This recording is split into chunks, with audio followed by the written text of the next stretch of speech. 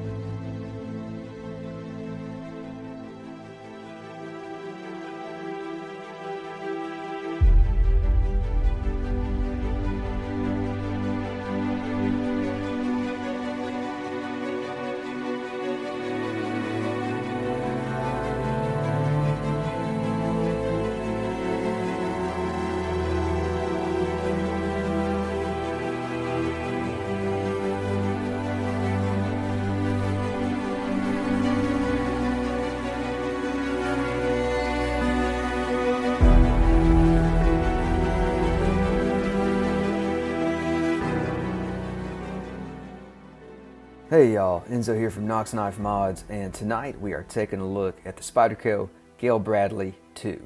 This is Takedown Talk, episode 12. Let's get into it.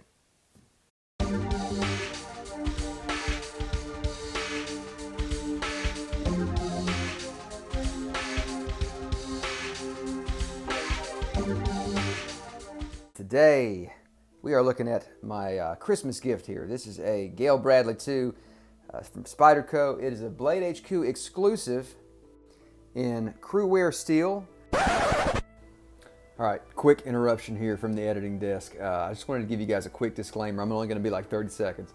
But for those of you folks who remember Takedown Talk from a few years back, this is going to be a little different. In order to keep Takedown Talk going, which is something that I've really been wanting to get back into, I've decided to get rid of the portion of the videos that you may recall. The video would start out with kind of an essay and a review of the knife, like a mini review. That took up by far the most time in producing these videos. So I've decided to get rid of that. I am going to keep, some of the prettier shots of the knives and stuff. But the real focus of this series is in the name. It's Takedown Talk. It's about taking the knife apart, maybe modding it, maybe not, maybe just cleaning it out, and discussing it as we disassemble and reassemble. So I just want to let y'all know, if you're a long-time viewer and you're excited about, the full old school Takedown Talk, it's not quite the same. The only way for me to get these videos coming back again is to just not have to write those huge, long knife essays. But I think this is going to be a lot of fun. I think you guys are going to enjoy it. So let's dive back into it. And thanks again for watching, guys. And Jade G10 scales. Now, I am no fan of jade, but the wonderful thing about jade is that you can dye it pretty much any color you want. So that's what we're going to be doing today. We're going to mod this bad boy. I guess this will be a takedown talk. I don't know. Maybe it'll just be a mod video. I'm not sure yet, because we do have to strip this thing down entirely. So it would make for a decent takedown talk. But we're gonna dye these scales. We're going to acid wash these liners, because as you can see, the liners on this, or the scales I should say, are letterboxed, so that the liners are very slightly proud of the scales. It looks pretty nice and feels great in hand. And I think acid washing with a dye G10 scale will look kind of cool. I'm thinking kind of an earthy brown, but yeah, we'll see what happens, guys. So let's go ahead and get into taking this thing down. Hope y'all had a very Merry Christmas and that you enjoyed yourselves. I think we're gonna need, my guess is gonna be that we're gonna need a T8 here. Let's start with that and see how it feels. Oh yeah, T8 feels good. And I think we're probably going to take it apart from this side. So yeah, the Gayle Bradley 2, it's a design that I've always really kind of admired. Is that free spinning? Nope. I've always loved the look of the Gayle Bradley 2. I've never had the opportunity to own one. And when I saw that BladeHQ was doing a run, what's the word I'm looking for? Sprint run, thank you, good grief. a sprint run in Cru-Wear, which is a steel that I've always really been interested in, and again, never really had the opportunity to check out. And it was more affordable, T6 here for the body screws, I believe, more affordable than the base model Gayle Bradley 2, which comes in carbon fiber and M4. I told my wife, I said, listen, if you want to get me a Christmas gift, this is what I want. And she was kind enough to give me the hookup there. So yeah, very excited about this knife. I think it's a really great option for what they were charging, which was below $200. And I think that the Tai Chung factory did a nice job. Now I will say, in a second here, we'll take a closer look at the blade, and I'm going to show you something. It's not there anymore for you to see it because I already corrected it, but I will explain.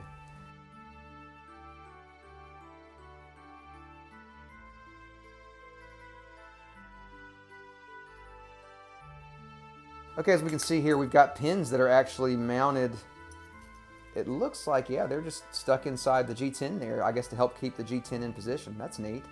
I've never disassembled a letter. Well, yeah, I have actually. I disassembled a Ferrum Forge Stinger, and it was letterboxed. I don't know. That's cool. I guess it just helps keep things in place. Neat. So I'll probably just leave those in there. Do they come out? Oh yeah, they do come out. So we'll pop those pins out. Let's see. Let's put them right about here. That's going to be, again, our forward pin, and this will be our rear end pin. They look reversible, but I'm not going to chance that. So there's one of those G10 scales, guys. Very beautifully done. The texture is very nice. It's what I love about Spyderco G10. It's aggressive, and it's got traction, but it's not aggressive in the sense of cold steel G10 that's going to destroy your pockets. It's not as aggressive. And again, here's a liner. We're going to wash that off. This will be acid etched, and this will be dyed. So let's go ahead and get the rest of it apart, and we'll have a closer look at that blade as we pop it out here. Phosphor bronze washers, as you can see, they need some cleaning. Looks like there's some serious gunk in there. The action was stiff out of the box, so that may have something to do with that. But yeah, there's our blade. As I said, Cru-Wear. So what I wanted to talk to you all about, there was a rather large beard on the end of at the end of the sharpening choil here, which really surprised me coming from Taiwan, from Spyderco's factory in Taiwan. Usually they don't allow something like that. So I went ahead and took my Dremel and got rid of that beard, and what we have left now is a kind of a flat delta there, which isn't ideal, but I mean, Rayot does that, you know, and to me it's like, it doesn't bother me that much. It's not like I'm going to be cutting something all the way up to the plunge grind. So if it's good enough for Rayot, it's good enough for me. So yeah, just wanted to point that out. Kind of odd, but you know, it is what it is. Not a world-wrecking issue there. All right, let's get that washer off. Great. Go ahead and get this pin out. Our stop pin is right here. Other than that, there's no other pins except for the pins that hold the G10 in place. So we'll put the stop pin, we'll put it over here by the pivot gear here. Now let's hope that I can we'll start with the pocket clip. We'll get the pocket clip off first because that won't be an issue.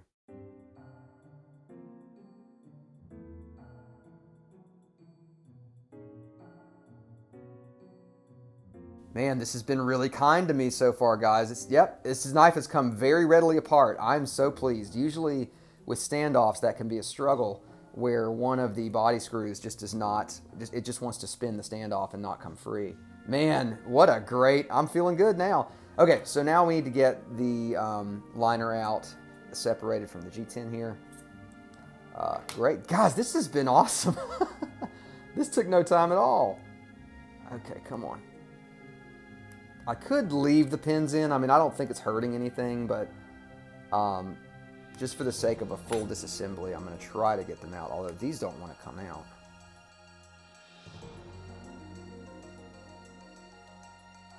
There we go. That one's out.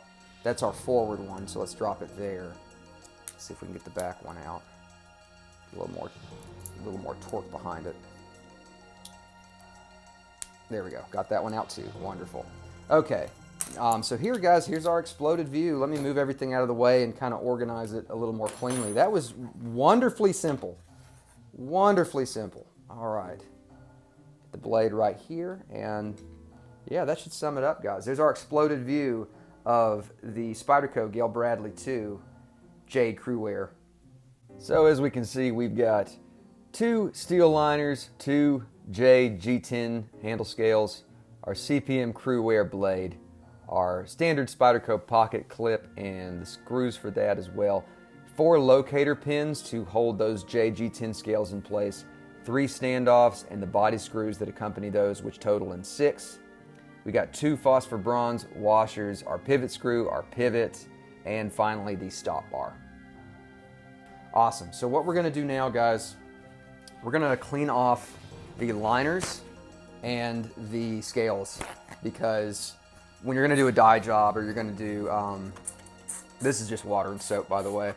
When you're going to do a dye job and an acid wash job, you want to make sure that the parts you are acid washing or dyeing or whatever, you want to make sure those parts are nice and clean, because, you know, any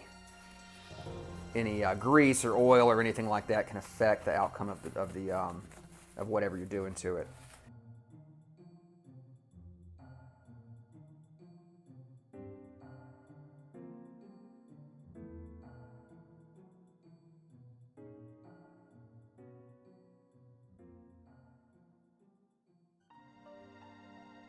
Okay, well, with all that done, guys, I think we are ready for the fun stuff, the mod stuff. Let's get to it. So y'all might recognize this setup. This is my garage lab, as it were. Ferric chloride acid in a mixture. It's a 1-to-1 ratio with water and ferric chloride, and I find that it works very well. Usually can do a decent finish in about 5 to 10 minutes, depending on what steel you're working with. You always want to be really careful if you want to get into this stuff. The reason I have a bucket with everything contained inside the bucket is that in case there's any spillover or anything like that, it'll land in the bucket. So now we're going to do some masking. I just like to mask with a Sharpie. I find that it takes care of everything I need to. Nail polish is a bit of a pain in the butt. And what I've noticed is when I do my masking with a Sharpie and I dip it and I pull the dip parts back out, the Sharpie is still where I left it. So clearly the acid's not eating through the Sharpie. Now, you know, it's not the most refined tool to use to mask, but it gets the job done.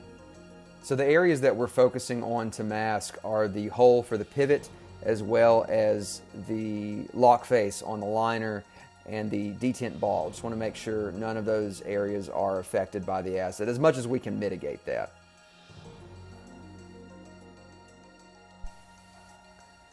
So this is my newest invention for dipping into the acid bath. This is a coat hanger that's been unfurled and kind of I put 2 resting areas on it, so that way I can dip more than one part of the knife at once.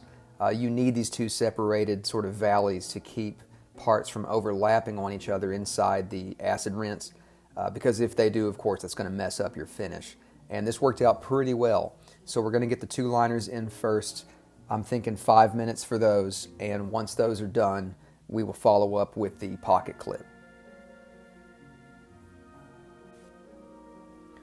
I also suggest that if you're getting into this for your first time, make sure that you're wearing, for one thing, gloves, but also probably a KN95 mask, just to help reduce exposure to those fumes that are coming out of the acid. I personally don't wear one anymore, just because I know well enough not to get my head anywhere near the opening of the bucket there, and I also put the cap on when I'm during the wash. But just something, if you're getting into it, please make sure you do that.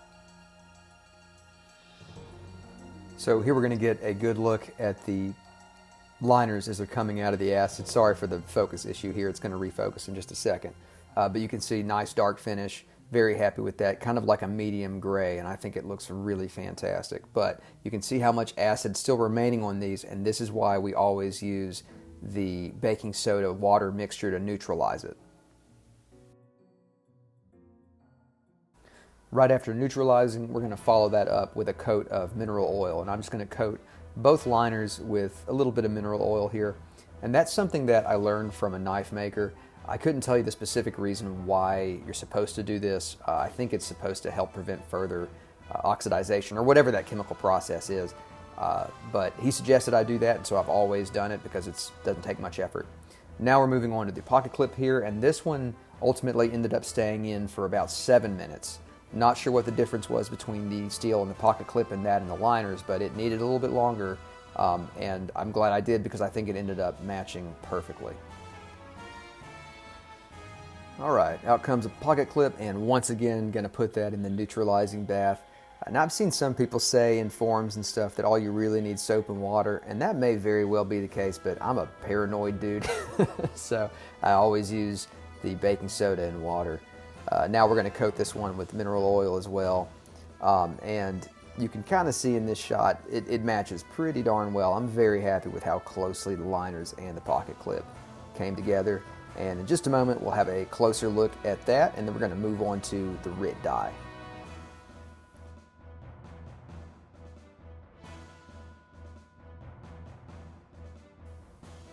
Unfortunately, this attempt did not work as well as I hoped it would.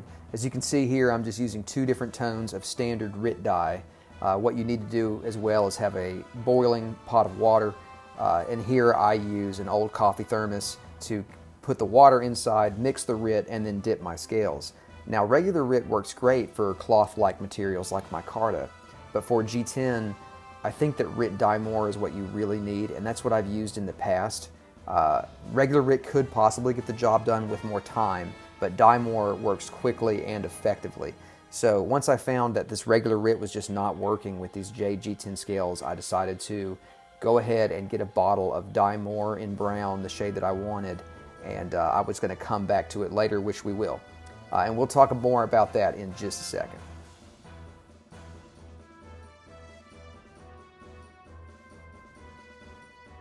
All right, y'all, we are back.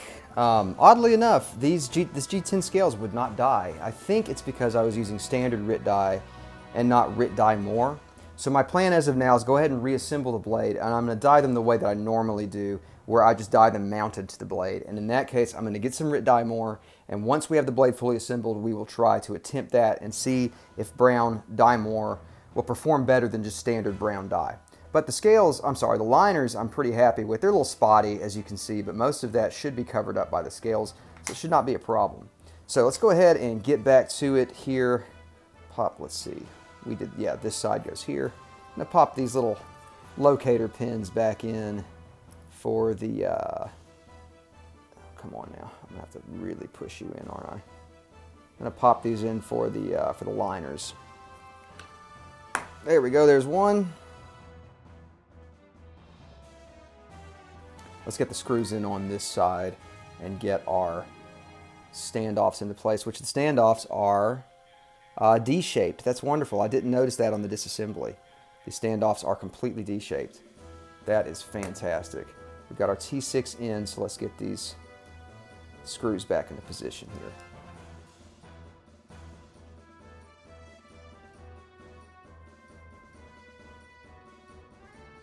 Okay, let's get some oil here. There it is.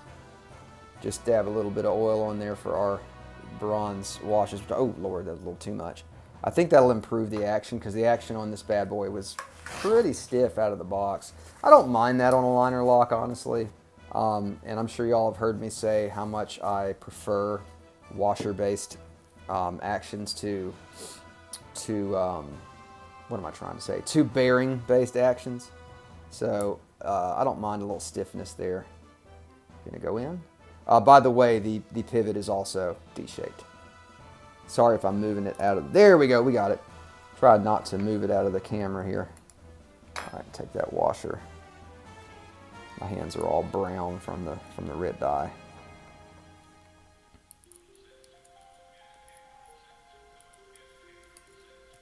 There we go, that should be a good amount of oil there. Let's get our blade into position here. Oh, before we do that, let's get our stop pin in place, and then, yeah, that's on that side. Let's get that back on there. There you go. And let's get our stop pin. There's our stop pin right there. Great. Perfect. And then our other liner here, but before we do that, let's get a little bit more oil, and we'll get our washer back in position here. Spin that around a little bit. My grimy hands. I'm sure that's going to be great for the action. Okay, and our second liner here, let's see if it'll take some tension off the blade there. Yeah, everything's looking pretty good. It's not totally, yep, there it is. Now we're gonna leave that as is for a moment. Let's pop the locator pins back on this side. Probably gonna have to push that in again like I did a second ago. Yep, there we go. So as you can see, the G10 scales got kind of dirty looking, but they didn't take any color. So yeah, very odd. I know that though, every time I've tried just standard RIT, I've had less luck. Not sure what the deal is with that. Maybe I'm not baking it, or not baking it, but maybe I'm not cooking it long enough, because, you know, I think standard RIT might take a little bit longer than RIT Die More. And really all my best attempts have been using Die More. Everything's looking good though. Let's get these screws back into place here. We're gonna be done in just a second.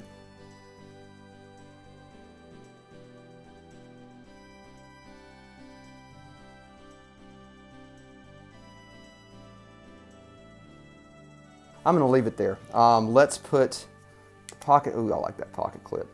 What's cool is the pocket clip came out with this almost a stonewash finish. I didn't stonewash it, so not sure what was going on there, but I'll take it. I like the look. Okay, and even if I can't get these scales brown, it still looks awesome with this acid finish on the liners and the pocket clip. So why didn't I acid wash the blade? Well, I just really love the way the blade looks. It has that deep hollow grind, and with a satin finish, I just think it looks really cool. Okay. Man, my hands are shaky today. I once watched a video of a guy who was working on a gun. He was having to fix, I think, the handle screw, the screw for the handle plate stripped, and so he ended up having to take some JB weld and weld an Allen key into the socket of the screw. Anyway, the point being, he had very shaky hands. He was an older gentleman, and he said, he had a great quote. He said, "I'm shaking like a dog shitting peach seeds." I'm gonna start using that. Anyway, guys, so there it is, kind of put together, which it looks really cool, honestly. Ooh, the action is better. No play there. Oh yeah, that's much better now that it's been oiled up. Yeah, love this knife. Very cool knife. So guys, let's cut to the second attempt on the RIT die, and I will see you guys there. Round two, here we go. So on this attempt, I got a hold of some RIT Die More in chocolate brown, lovely shade. One thing I forgot to mention earlier, always shake your RIT die up really well and then mix it really well when you've combined it with your boiling water. I also decided to keep consistent heat on that thermos this time by putting it on an eye on the stove at a low setting. And we dipped for a total of about 10 minutes. So even with the Die More, it still took a substantial amount of time to get those G10 scales perfect. I think it has something to do with their more translucent nature, I don't know. But that was retained in the final product, which we're gonna see here in just a second. But again, I used that hook as well so I could have both scales at once, and look at that. Very pleased with how these turned out, and when we get them back on the blade, it's gonna be awesome. I did decide to fully disassemble again to make sure that both sides of the scales died properly, but it was worth it because the result is perfect. Closing thoughts on the Spyderco Gayle Bradley 2. Guys, I'm really impressed with this knife. The build quality is really wonderful. The pivot is captive, all of the standoffs are captive, and therefore disassembly and reassembly is a breeze. It does have a lot of parts, so you have to keep track of everything, but it goes together and comes apart very well. Very pleased with that. As far as the modding goes, I'm really happy with how the die came out on this G10. Now that jade took a little bit more work than I thought it would, but still the final result is just beautiful. And I really love this kind of tobacco shade of brown. And because of that color, I think I'm gonna refer to this as the Nakota mod, which Nakota is a breed of horse, a very interesting breed of horse. I won't get into that right now, but yeah, I think it's a good namesake for this Gayle Bradley 2 mod. Further features of the knife, I really love the deployment on it. Of course, we're running on those washers, but the Spidey hole on this one, the deployment hole, is perfectly positioned to me. It's also the perfect size for me. One of my main complaints about the, not the military tube, but the paramilitary tube is the size of the thumb hole. It is just a massively large thumb hole. Now granted, if you have meat hooks for hands, that might be great for you. For me, I have smaller hands, but I've got sausage fingers. And I enjoy, in a Spyderco, I enjoy to be able to just catch the surface of the thumb hole rather than just like having to stick my entire thumb in the hole to deploy. And this knife does that perfectly. There are a few other knives that Spyderco makes that I would consider my favorite Spydercos, and this Gayle Bradley 2 is certainly among them. So I'll kind of show these off right now. The Spydie Chef has been a long time favorite of mine, and for a similar reason, that deployment hole is just perfect for me. And I can reverse flick it as well, but I will say that experience is better on the Gayle Bradley 2. Let's get a little side by side of both of these real quick. My deployment experience is better on the Gayle Bradley 2. Both of these operating on washers, as well as the third knife I'd consider one of my favorite Spydercos, the Sage 1. This one's in Maximet. Again, almost a perfect size, but on this one I do kind of have to shove my thumb in there to open it properly. And again, I would prefer to just catch the surface of that deployment hole with the tip of my thumb. So is the Gayle Bradley 2 my favorite Spydie? It might be. It very well might be. It's definitely up there with the Chef for me, and I like that you can deploy with the middle finger easier on this knife than you can on the Chef. And I just love, honestly, I just love the appearance. It's a very attractive design to me. I love the handle shape, I love the blade shape. The deep hollow grind is very nice and very performance oriented, particularly for an EDC knife. This will take care of all of your slicing tasks, no worries. Food prep is easy. Cardboard breakdown is no problem.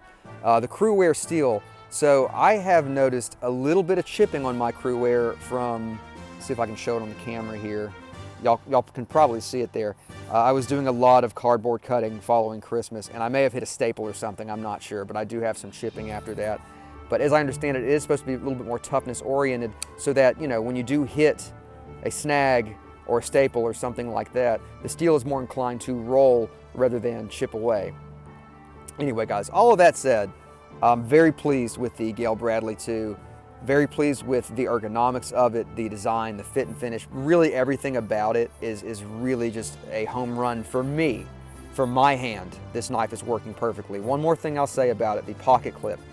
So I was wondering, it is a very shallow clip, and if y'all know me, you know that I like shallow carry, so that's not a problem, but it does ride very shallow. Now I'm gonna compare this to my Stretch 2, which has a Lynch Northwest deep carry clip on it, which unfortunately will not transfer to this knife due to the gauge of the screws. But you can see how much deeper that Lynch rides, and honestly too deep for me. But with this particular design, with where the pocket clip is set, a deep carry clip might work wonderfully on this. So I may have to order another deep carry clip from Lynch. I can't get the screws out of the one on my Stretch 2 because the gauge on those screws, oddly enough, is a thicker gauge than the screws on this Gayle Bradley 2. It has a thinner gauge, so it's not easily swappable. But it's something I'm thinking about down the line, although I am really pleased with how the acid wash came out on this clip, so I'm pretty happy with that. Anyway, guys, just a couple more things I'll show off. We have perfect centering here.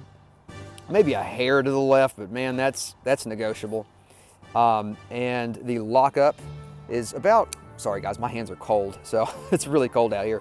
The lockup is right where I like it. I guess about, we'd say a 30 or 40%, probably a 40% lockup. I think that's just perfect. I also really like the jimping on the lock bar. This kind of alternating jimping, I think it's really nice. It's very grippy. You're not going to miss it. There's a hair of lock stick, but not enough to bother me. About the same, if you're familiar with the Stretch 2, it typically has a little bit of lock stick. It's about the same on this. Kind of a reassuring lock stick, if that makes sense. So yeah, I think those were just the final points I wanted to touch on, but overall, very pleased with this Nakota mod. Guys, thank y'all so much for joining today. Hope you enjoyed Takedown Talk 12. Hope you're as happy as I am that we're bringing it back. I know Walsh will be excited. He loves Takedown Talk. And yeah, maybe he and I can start doing, obviously it's our channel, we work together, but maybe we can start doing collaborative Takedown Talks like we did way back on Takedown Talk 8. Anyway, guys, I'm rambling. Thanks so much for joining us. We will see you in the next video. Peace out, guys.